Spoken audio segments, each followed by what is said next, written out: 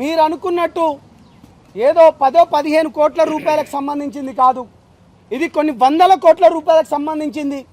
బాజాప్తగా చెప్తున్నాం, మేము ఎంత పెద్దదానికి ఎదురుపోతున్నాం అనేది మాకు తెలుసు. అయినా కానీ ఎక్కడ వెనుకడుగు వేసేది లేదు. పేద బిడ్డలకు న్యాయం జరగాల్సిందే. మీ మీడియా ఛానల్ అందరితోని ఎవరు ఏమనుకున్నా కానీ పేదల పక్షాన నిలబడతాం. మీ మీడియా ఛానళ్లను ఆ తండాలకు తీసుకెళ్తాం. ఆ పేద బిడ్డలకు ఏమేమి అన్యాయం జరుగుతుందో ప్రజలకు కూడా కళ్ళకు కడుతున్నాం. మళ్ళీ నేను రాజకీయ నాయకులకు, ప్రధానంగా రాజకీయ నాయకులకు చేతులెత్తి మళ్ళీ దండం పెడుతున్నాను. మనము రాజకీయ నాయకులు అయినామంటే కేవలం ప్రజలు ఓట్లేస్తే అయినము. ఇవాళ మనం ఆఫీసర్లు అయినము, ఐఏఎస్ ఆఫీసర్లు, ఐపీఎస్ ఆఫీసర్, సివిల్ ర్యాంకర్స్, లేకపోతే ఐఆర్ఎస్లుగా ఎందుకైనామంటే మనము పేదల పక్షాన, లేకపోతే బడుగు బలహీనల పక్షాన, లేకపోతే న్యాయం ఎవరికైతే దొరకదో వాణి పక్షాన నిలబడాలి. ముఖ్యంగా రాజకీయ నాయకులారా, మీ అందరికీ చేతులెత్తి దండం పెడుతున్నా. బాధితులను కాపాడండి. విక్టిమ్స్ ఎవడైతే దీంట్లో ఎవడెవడైతే ఉన్నాడో వాడు చట్ట ప్రకారంగా శిక్షించాలి.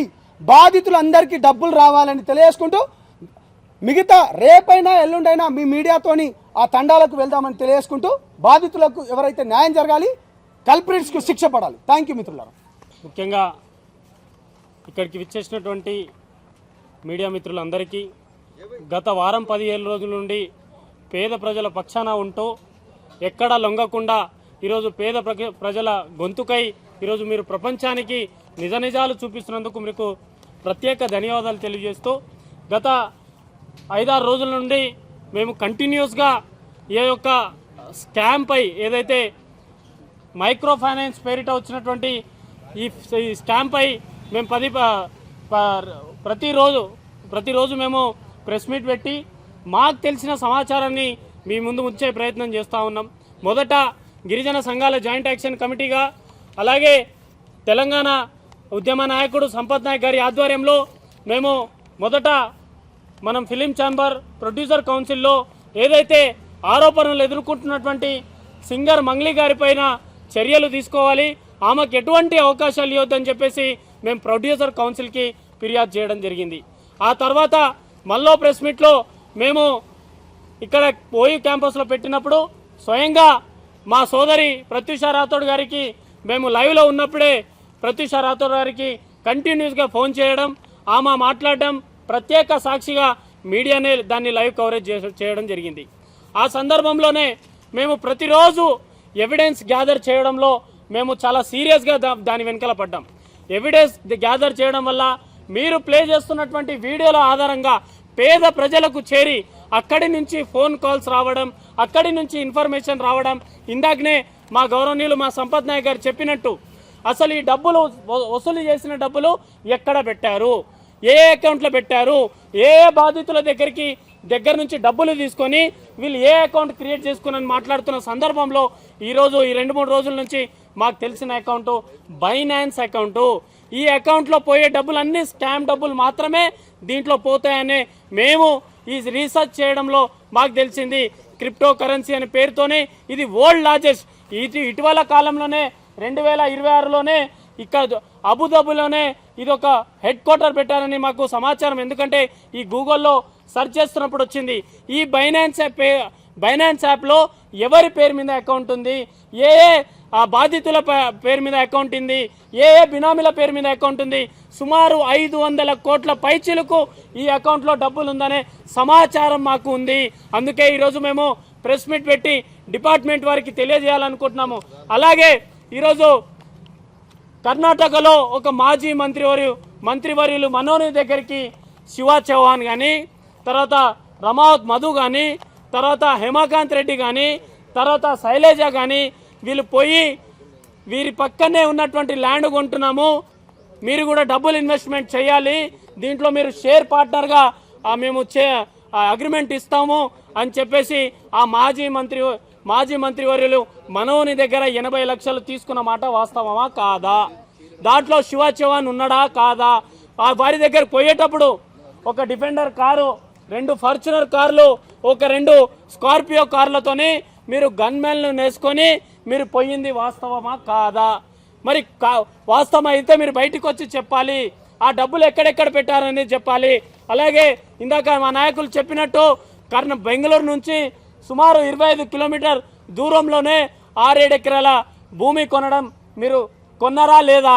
అది కొంటే ఏ శైలజ పేరు మీద ఆ భూమి రిజిస్టర్ అయి ఉంది? అది ఏ సర్వే నెంబర్లో ఉంది? మీరు చెప్పాలి. ఇది నిజమా కాదా? దీన్ని ఎంక్వైరీ చేయాలి. అది ఒక్కొక్క ఎకర సుమారు 6 నుంచి 7 కోట్ల భూమి ఉంటుంది. అంటే సుమారు 30 కోట్ల వరకు అక్కడ ఆ భూమి మీద ఇన్వెస్ట్ చేశారా లేదా? మీరు కూర్గ్లో సుమారు 15 ఎకరాల భూమి మీరు కూర్గ్లో కాఫీ తోట కొన్నారా లేదా? బాంబేలో మీరు ల్యాండ్ కొన్నారా లేదా?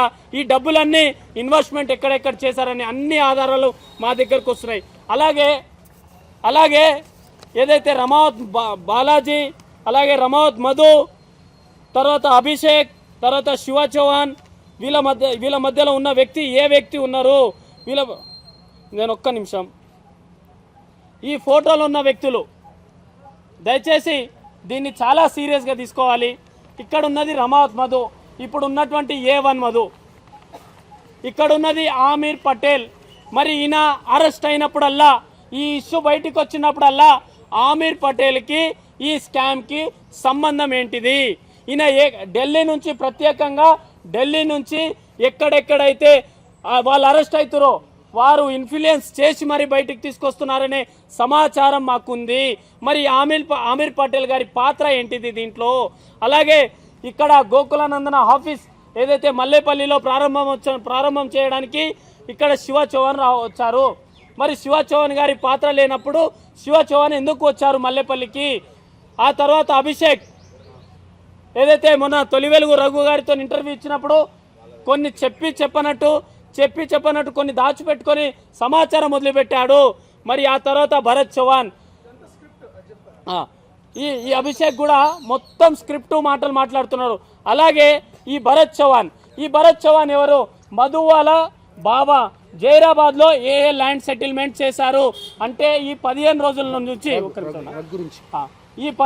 రోజుల నుంచి వస్తున్నటువంటి వార్తల నేపథ్యంలో జైరాబాద్లో ఎన్ని ఎకరాల ల్యాండ్ సెటిల్మెంట్ జరిగాయి, అక్కడ ఏ బాధితులకు ఎన్ని డబ్బులు పంపించారనేది ఈ ఇన్ఫర్మేషన్ కూడా ఈ భరత్ చౌహాన్ దగ్గర నుంచి తీయాలని చెప్పేసి నేను ఇది చెప్పు. బేసికల్గా ఈ అబ్బాయి ఒక ఛానల్లో ఇంటర్వ్యూ ఇచ్చినప్పుడు కేవలం ఇది ఒక స్క్రిప్ట్ రాసుకొని వచ్చిండు. అసలైన కల్పరిట్స్ వేరేగా ఉన్నది. వీడు దాంట్లో ఒక దొంగే, వీడు కూడా అనేక చాలా వాటిలలో దొంగే. ఇదంతా అసలైన ఎవరైతే మెయిన్ పెద్ద తిమింగలాలను కాపాడే ప్రయత్నం చేస్తున్నారు. ప్లీజ్. అలాగే ఈ భరత్ చౌహాన్ గారి పైన ఎంక్వైరీ చెయ్యాలి. ఈయన పేరు మీద ఎటువంటి ఆస్తులు ఉన్నాయి, ఈయన సంపాదన ఏంటిది, ఈయన చేస్తున్న ఉద్యోగం ఏంటిది?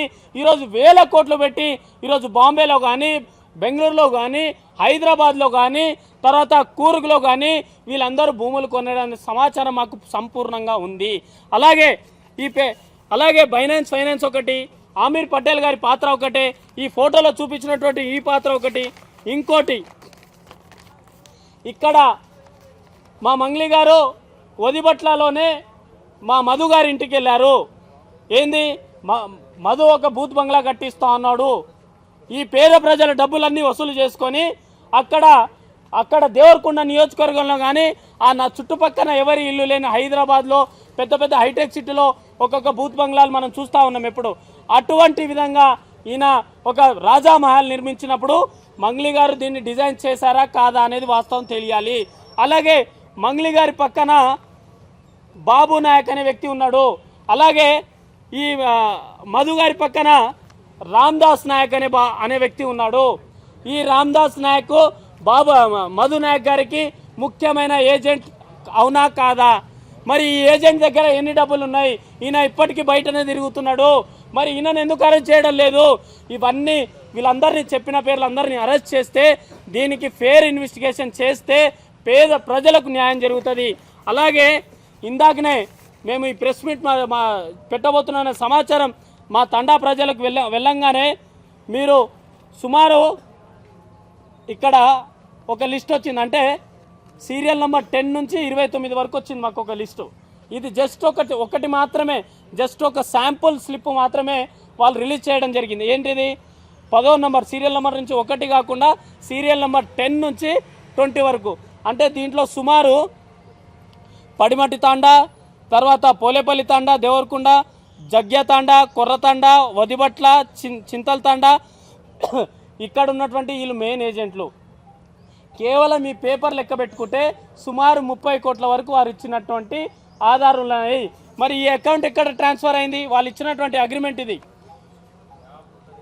ఇదంతా ఆర్ మధు గారికి ట్రాన్స్ఫర్ చేశారు. ఇవన్నీ ఆర్ మధు, రమావత్ మధు, ఇవన్నీ ఆర్టీజీఎస్, ఐఎంపిఎస్ వాటి ద్వారా ట్రాన్స్ఫర్ చేశారు. మరి ఈ డబ్బులు ఏ బైనాన్స్ అకౌంట్లో వెళ్ళాయి, ఏ అకౌంట్లో ఉన్నాయనేది తేల్చి అక్కడ ఉన్నటువంటి పేద ప్రజలకు న్యాయం చేయాలని చెప్పేసి మరోసారి నేను ఇక్కడ డిపార్ట్మెంట్ కానీ ఇక్కడ ప్రభుత్వానికి కూడా మేము రిక్వెస్ట్ చేస్తూ ఉన్నాం. Thank you. మీడియా మిత్రులకు నమస్కారం. నా పేరు వినోద్ నాయక్. నిన్న పెట్టిన ప్రెస్ మీట్కి స్పందించి మన గ్రామీణ స్థాయిలో నుంచి ఈరోజు చాలామంది మాకు ఆధారాలతో సహా ఇవి కూడా మీరు మీడియా ముందుకు ప్రొవైడ్ చేయండి, మా కష్టాలు కూడా వీళ్ళని వెళ్ళబుచ్చేటట్టు వాళ్ళు మాతో మాట్లాడడం జరిగింది. అదే విషయాన్ని మనం చూసుకున్నట్లయితే కొన్ని విషయాలు ఈరోజు నాకు 4 బాధితులు కాల్ చేశారు. అందులో ఒక 2 గురించి మీకు చెప్పాలనుకుంటున్నా.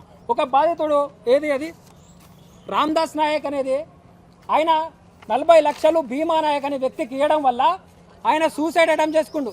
ఎందుకంటే ఆ 40 లక్షలు ఒక పెళ్లి కాని యువకుడు, ఇట్లాంటి క్యాంపస్లో చదివిన వ్యక్తి, ఒక పెళ్లి చేసుకున్న వ్యక్తి, అదేవిధంగా ఇక్కడ పబ్లిక్ హెల్త్ డిపార్ట్మెంట్లో చదివిన వ్యక్తి ఈరోజు 40 లక్షలు ఇవ్వడం వల్ల ఆయన కుటుంబానికి అతను దూరం కావడం జరిగింది. ఆ కుటుంబంలో ముఖ్యంగా వాళ్ళు 2 ఆడపిల్లలు ఉండడం అనేది, వీళ్ళు తల్లిదండ్రులు వారి కష్టాలు, వారి పిల్లలకు ఇంకా పెళ్లిళ్ళు కాలే, 2 ఆడపిల్లలు ఆయన సంపాదన ఆధారంగా బతికిన సందర్భం ఈరోజు ఆయన కొడుకు లేని పరిస్థితి ఈ మధు వల్ల, ఈ భీమా నాయక్ వల్ల, ఈ మంగ్లీ వల్ల, ఈ శివ వల్ల, ఇంకోటి బాలాజీ నాయక్ వల్ల జరగడం అనేది చాలా బాధాకరమైన విషయం. ఈరోజు 80% మంది ఈ గిరిజన ప్రాంతం నుంచి వాళ్లకు అధిక వడ్డీ ఆశ చూపించి డబ్బులు వసూలు చేయడం అనేది జరిగింది. ఇప్పుడు అన్నలు చూపించిన లిస్ట్ ప్రకారం 10 నుంచి మాకు 28 లిస్టులోనే 30 కోట్ల స్కామ్ జరుగుతుంది. 30 కోట్ల రూపాయలు, ఒక్కొక్కరు 4 కోట్లు, ఒక్కొక్కరు 2 కోట్లు, ఒక్కొక్కరు 5 కోట్లు రూపాయలు ఈరోజు వాళ్లకు ముడుపులు లెక్క చెల్లించడం జరిగింది. వాళ్ళు ఏమని చెప్పారంటే, మీకు నెలకొచ్చేసి 10% ఇంట్రెస్ట్ చొప్పున మీకు చెల్లిస్తాం, అక్కడ ల్యాండ్ కొన్నాం, చింతపల్లి దగ్గర 5 ఎకరాల ల్యాండ్ కొన్నాం, దీని మీద ఇన్వెస్ట్ చేస్తున్నాం, మీరు పైసలు ఇవ్వండి, మీకు నెల ఈ 10% ఇంట్రెస్ట్, ఇంకో నెల ఇంకో 1% ఇంట్రెస్ట్, ఇలా ఒక్కొక్కటి పెంచుకుంటూ 15% నుంచి 17% ఇంట్రెస్ట్ ఇచ్చారు. ఒక వ్యక్తి చెప్పిన సమాచారం ఏంటంటే 2.5 కోట్ల రూపాయలు ఇస్తే వాళ్లకు నెలకొచ్చేసి 17 లక్షల రూపాయలు వరకు ముడుపులు లెక్క చెల్లించడం వల్ల ఆ 17 లక్షలు కూడా ఏ విధంగా చెల్లిస్తారు అంటే 2 కోట్లు చెల్లిస్తే ఒక్కొక్క నెలకు 17 లక్షలు చెల్లించి 2 కోట్లు అయ్యేంత వరకే చెల్లిస్తారు, కానీ అసలే ఇస్తారు. అది కూడా వేరే దగ్గర ఇన్వెస్ట్మెంట్ చేసి భూముల మీద కావచ్చు, ఇట్లా బెట్ కాయిన్ల మీద కావచ్చు, ఇలా కొన్ని వైన్ షాప్ల మీద కావచ్చు, ఇలాంటి టెండర్లు పెట్టి ఓ పేద పైసలు ఈరోజు రక్తాన్ని వాళ్ళు పీల్చుకున్న సందర్భం. ఈరోజు మీరు గమనించినట్లయితే సంపత్ నాయక్ అనే వ్యక్తి, ఈ అశోక్ రాథోడ్ అనే వ్యక్తి ఈ స్కామ్ని బయటకు తీయడం వల్ల ఈరోజు వందలాది సంఖ్యలో మాకు వాట్సాప్లో మెసేజ్లు కావచ్చు, అన్న మా పక్షాన మాట్లాడండి, మా పక్షాన చేయండి అని ఇగో 100 రూపాయల స్పాన్సర్ లోటు మీద వాళ్ళు మధు అనే వ్యక్తి పేరు రాసి ఇగో ఈ విధంగా సైన్లు పెట్టించుకొని తీసుకున్న పరిణామం కనిపిస్తుంది. మిత్రులారా, మీరందరూ ఆలోచించవలసిన విషయం ఏంటంటే, మీడియా అంతా మాకు సపోర్ట్గా ఉండడం వల్ల, పేద ప్రజలకు సపోర్ట్గా ఉండడం వల్ల, గిరిజనులకు సపోర్ట్గా ఉండడం వల్ల ఈరోజు ఈ స్కాములు గ్రామీణ స్థాయి వరకు చేరుతుంది. కాబట్టి ఈ ప్రభుత్వం కూడా వీటిని వెంటనే స్పందించి ఇది ఎంతవరకు సిబిఐ విచారణ కూడా త్వరగా జరిపితే బాధితుల యొక్క వాళ్ళని ఆదుకోవాల్సిన పరిస్థితి. ఇది రానున్న రోజుల్లో ఈ స్కాముల వల్ల చాలా మంది వాళ్ళ ఇంటి తాళాలు వాళ్ళు బ్యాంకులో పెట్టి లోన్లు అన్ని రకాల పైసలు వాళ్ళకి ఇవ్వడం, వాళ్ళు నష్టాలు అవ్వడం వల్ల వాళ్ళు సూసైడ్ చేసుకోవాల్సిన పరిణామం వస్తుంది. కాబట్టి ఈరోజు మా విలేజ్లోనే మా అన్ననే 2 కోట్లు ఇచ్చి ఈరోజు ఆయన కష్టం, ఆయన బాధలు వెళ్ళబుచ్చుకోలేక ఈరోజు మాకు ఆ బాధితుల పక్షాల నుంచి మాకు మాట్లాడమని ఒక సందేశాన్ని ఇవ్వడం జరిగింది. ఈ ఎవిడెన్స్ అంతా మీకు ప్రొవైడ్ చేస్తున్నాం. ఇలా పిల్లికుంట్ల తండ, పిల్లికుంట్ల రామ్దాస్ అనే వ్యక్తి చనిపోయినా లేదా అనేది కూడా మీరు తెలుసుకోవాలి. ఇలాంటి బాధితులు వందలాది సంఖ్యలో ఉన్నారు. కాబట్టి మీడియా మిత్రులు దీన్ని ప్రజల నుంచి గవర్నమెంట్ స్థాయికి తీసుకెళ్లాలని కోరుకుంటున్నాం. Thank you.